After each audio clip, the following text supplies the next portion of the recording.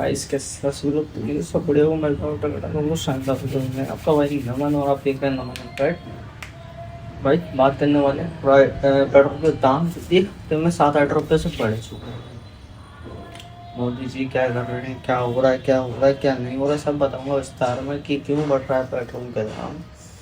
आप बच तो सकते नहीं हो, गवर्नमेंट है, गवर्नमेंट बढ़ा रही, कोई मन से नहीं बढ़ रहेगा। क्रूड ऑयल जो होता है ना, जो बैरल से आता है वो $108 हो गया था, जो वार चल रही थी उसके कारण। अभी जो डिस्कस वगैरह हुई है डोनाल्ड ट्रंप और ईरान वगैरह के बीच में जो डिस्कस हुई है, उससे अभी थोड़ा 87 मतलब $87 का एक बैरल आ रहा है, ठीक है, क्रूड ऑयल।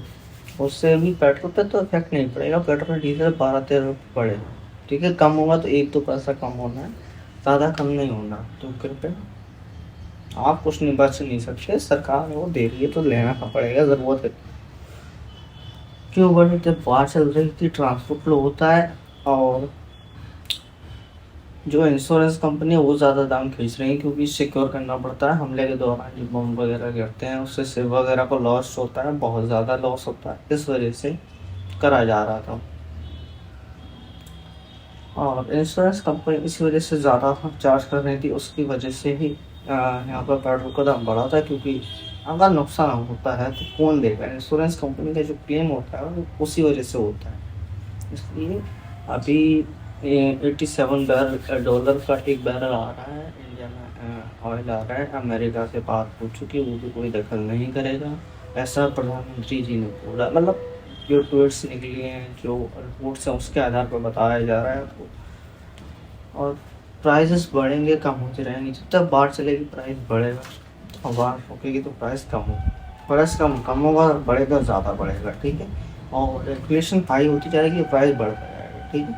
तो खरीदना हो आपकी मर्जी, नहीं खरीदना हो आपकी मर्जी, ऐसा आपका चॉइस आपकी। और ईवी पर शिफ्ट हो सकते हैं अगर आप चाहें तो, नहीं होना आपको तो फिर वो बात अलग है, बाकी आपकी मर्जी भाई।